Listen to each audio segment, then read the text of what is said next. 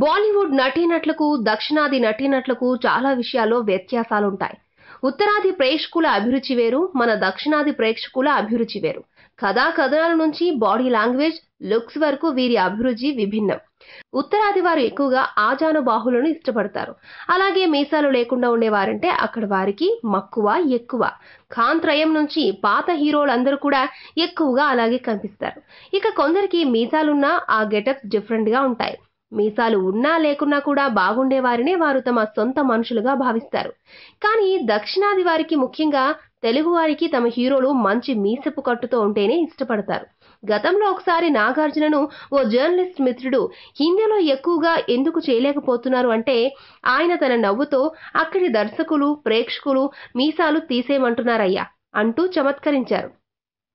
ఇక మోహన్ లాల్ తీస్తున్న మహాభారతంలో శ్రీకృష్ణుడి పాత్ర చేయొచ్చు కదా అంటే శ్రీకృష్ణుడు అంటే మీసాలు తీయాలి కాబట్టే కర్ణుడి పాత్రను చేయాలనుకుంటున్నాను అని చెప్పాడు. ఇది వినడానికి చిన్న విషయంలాగే కనిపించొచ్చు గానీ ఇది ఉత్తరాది వారి అభిరుచికి అద్దం పడుతోంది. ఇక మన పౌరాణికాల్లో శ్రీకృష్ణుడికి తప్ప భీముడు, కర్ణుడు అందరికీ మనం మీసాలతోనే చూసి అలవాటు పడ్డాం. కానీ నాడు దూరదర్శన్లో వచ్చిన రామాయణం, మహాభారతంలో మనం మీసాలతో ఊహించుకున్న వారు మీసాలు లేకుండా కనిపించారు. ఇక రజనీకాంత్కి గడ్డం, మీసాలే ఓ స్టైల్. కానీ ఆయన్ను కూడా బాలీవుడ్ ఎక్కువ కాలం ఆదరించలేదు. చిరంజీవి, నాగార్జున, వెంకటేష్ చాలా మంది విషయంలో ఇదే నిరూపితమైందే. ఇక కమల్ హాసన్ మీసం ఉన్నా లేకపోయినా బాగానే ఉంటాడు కాబట్టి కొంతకాలం అక్కడ తన హవా చాటాడు.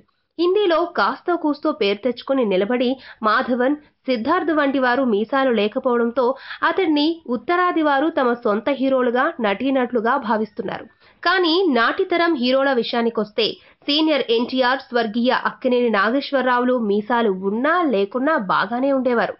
నేటి తరానికొస్తే పవన్ కళ్యాణ్, అల్లు అర్జున్, రామ్ చరణ్, జూనియర్ ఎన్టీఆర్ వీరెవ్వరూ మీసాలు లేకుండా బాగుండరు.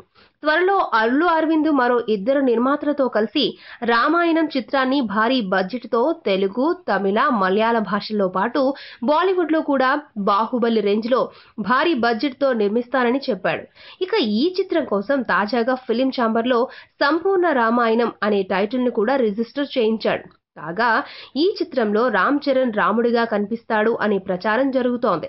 ఇప్పటికే సోషల్ మీడియాలో కొందరు ఔత్సాహిక మెగా అభిమానులు రామ్ చరణ్ కి రాముడి వేషం వేసి పోస్టర్ ని కూడా వదిలారు. అంతవరకు బాగానే ఉన్న రామ్ చరణ్ హిందీలో నటించిన జంజీర్ ఎలాంటి ఫలితం చవిచూసిందో అందరికీ తెలిసిందే. ఈ చిత్రంలో రామ్ చరణ్ లుక్ ని వారు ఆదరించలేకపోయారు. ఈ చిత్రం హిందీతో పాటు తెలుగులో తుఫాన్ గా వచ్చి ఫ్లాప్ అయినా తేలిందేంటంటే రామ్ చరణ్ ని హిందీ ప్రేక్షకులు తమ వారిగా భావించలేదు. మరి రామాయణంలో రాముడికి మీసాలుండవు. ఒక్కసారిగా రామ్ చరణ్ ను మీసాలు లేకుండా ఊహించుకోవడానికే భయమేస్తోంది.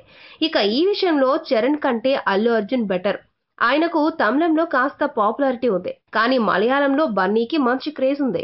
ఇక హిందీలో ఆయన నటించిన సరైనోడు చిత్రం హిందీ డబ్బింగ్ వెర్షన్ యూట్యూబ్ లో సంచలనం సృష్టించింది. అయినా బన్నీ కూడా రాముడిగా మీసాలు తీసేస్తే సూట్ కాడనే చెప్పాలి. దాంతో ఇప్పుడు ఈ చిత్రంలో నటించే నటీనటులను ఎంపిక చేయడం పెద్ద సమస్యగా మారింది. కానీ ఇక యంగ్ రెబల్ స్టార్ ప్రభాస్ బాహుబలిలో మీసాలతోనే హిందీ ప్రేక్షకులను కూడా మెప్పించాడు. కానీ తన తదుపరి చిత్రం సాహో కోసమే అన్నట్లుగా మీసాలు తీసేసి క్లీన్ షేవ్ లో కనిపిస్తున్నట్టు స్టిల్ ఇప్పుడు సోషల్ మీడియాలో వైరల్ గా మారింది. ఇక ఉత్తరాది కోసం ప్రభాస్ అలా మీసాలు తీసేస్తే మాత్రం ఆయనకున్న అసలైన అందమైన మీసాలు లేకపోతే బోసిపోయినట్లు కనిపిస్తున్నాడు. మరి ప్రభాస్ ఉత్తరాది వారి కోసం మీసాలు తీసేస్తే టాలీవుడ్ ప్రేక్షకులు పెద్దగా ఆదరించకపోవచ్చు. గతంలో చక్రంలో మీసాలు తీసేసి మున్నాలో చిన్నపాటి మీసాలతో కనిపించి ప్రభాస్ మెప్పించలేకపోయాడు. మరి ప్రభాస్ ఉత్తరాదిని దృష్టిలో పెట్టుకుని మీసాలు తీసేసి కొత్త లుక్ లో కనిపిస్తే మాత్రం ప్రేక్షకులు పెద్దగా ఆదరించకపోవచ్చు.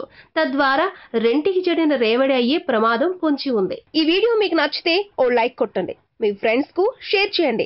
ఇలాంటి డిఫరెంట్ వీడియోలను మరిన్ని చూడాలనుకుంటే మా యూట్యూబ్ ఛానల్ ను సబ్స్క్రైబ్ చేయడం మాత్రం మరవకండి.